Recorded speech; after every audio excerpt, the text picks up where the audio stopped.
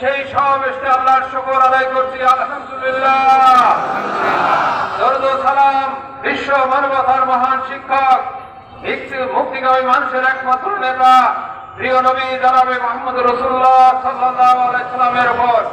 সম্মানিত উপস্থিতি, আজকের এই সমাবেশ থেকে আমরা বলতে চাই, বাংলাদেশ আওয়ামী লীগ একটি সন্ত্রাসী সংগঠন। আওয়ামী লীগের জন্ম থেকেই সন্ত্রাসী। আওয়ামী লীগ কখনোই কোনো সময় শুধু বাংলাদেশের ইতিহাসে নয়, পাকিস্তানের ইতিহাসেও আওয়ামী লীগ কখনোই শান্ত এবং জনগণের কল্যাণে কোনো কাজ করে নাই। বাংলাদেশের দীর্ঘ সময়ে আওয়ামী লীগ ক্ষমতায় থাকুক আর ক্ষমতার বাইরে থাকুক, কখনোই জনগণের কল্যাণে কাজ করে নাই। আওয়ামী লীগ একটি সন্ত্রাসী সংগঠন। আওয়ামী লীগ দুর্নীতিবাদ সংগঠন। আওয়ামী লীগ লুটপাটকারী সংগঠন। আওয়ামী লীগ চাঁদাবাদের সংগঠন। আওয়ামী লীগ হত্যাকারী সংগঠন। আওয়ামী লীগ মানুষের জুলুম অত্যাচারের সংগঠন। সম্মানিত ভাইরা আমার, এই আওয়ামী লীগ আজকে নিষিদ্ধ ঘোষিত হয়েছে। আমরা ৩৬শে জুলাই আন্দোলনের পর ভেবেছিলাম আওয়ামী লীগ এখনই নিষিদ্ধ হবে। সেই আওয়ামী লীগ কখনো নিষিদ্ধ হয় নাই। আওয়ামী লীগকে নিষিদ্ধ করতে আবারও এদেশের ছাত্র জনতার মাঠে নামতে হয়েছে।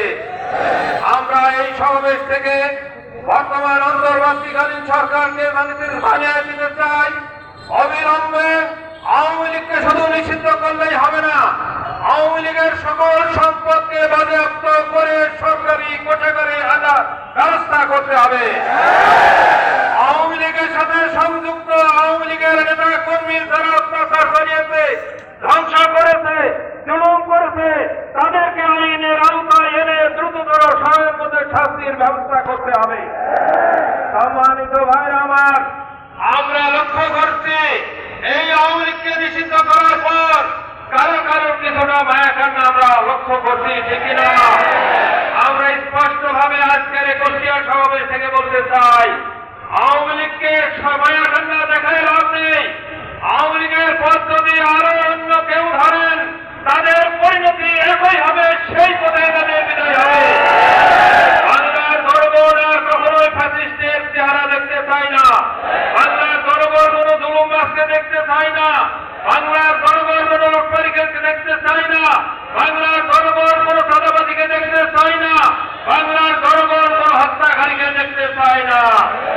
সম্মানিত ভাইরা আমার, আমাদের আন্দোলন এখানে শেষ নয়। আন্দোলন সবেমাত্র শুরু। আন্দোলন আরো অনেক দূর নিয়ে যেতে হবে। আমাদের এই দেশে আল্লাহর আইন এবং সরকারের শাসনের মাধ্যমে একটি ইনসাফপূর্ণ সমাজ প্রতিষ্ঠিত না হওয়া পর্যন্ত আমাদের এই আন্দোলন অব্যাহত থাকবে। সেই আন্দোলনে আমাদের সবসময় তৈরি থাকতে হবে। যে কোনো সময় ডাক আসলে আমাদেরকে সেই আন্দোলনে সাড়া দিয়ে সকল অপকর্মের জবাব দিতে হবে। জবাব দেওয়ার জন্য ময়দানে ছুটে আসতে হবে ইনশাআল্লাহ। সম্মানিত ভাইরা, এজন্য আসুন আমরা সবাই আমাদের প্রিয় মাতৃভূমি বাংলাদেশ, এই সোনার বাংলাকে সোনার বাংলা করার জন্য সোনার মানুষ দ্বারা এই দেশ যখন পরিচালিত হবে, তখনই কেবলমাত্র সম্ভব একটি ইচ্ছাপূর্ণ সমাজ প্রতিষ্ঠা করা। সম্মানিত ভাইরা আমার, আমরা প্রশাসনের দৃষ্টি আকর্ষণ করতে চাই, আমরা দেখেছি যারা বিগত দিনে সন্ত্রাসী করেছে, চাঁদাবাজি করেছে, মানুষের জুলুম করেছে, ইতিমধ্যে তারা খোলস পাল্টে আবার হেক্টাগাইতে ফিরে আবারও সেই তাণ্ডব শুরু করেছে। এটা সাধারণ জনগণের চোখে পড়ে, প্রশাসনের ভাই আপনাদের চোখে পড়ে না? নিশ্চয় পড়ে।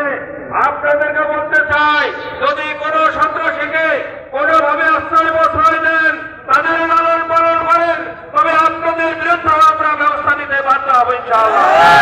সম্মানিত ভাইরা, আসুন আমরা বাংলার জমিনে আর কোনো ফ্যাসিজম দেখতে চাই না, আর কোনো লুটপাটকারীকে দেখতে চাই না, কোনো চাঁদাবাদীকে দেখতে চাই না। আমরা একটি ইচ্ছাপূর্ণ সমাজ দেখতে চাই। সেই সমাজ কায়েমের দৃঢ় প্রত্যয় ব্যক্ত করে আপনাদের সবাইকে আগামী দিনের সকল আন্দোলন সংগ্রামে আহ্বান রেখে আমায় আমার সংক্ষিপ্ত বক্তব্য শেষ করছি। আল্লাহ হাফেজ। বাংলাদেশ।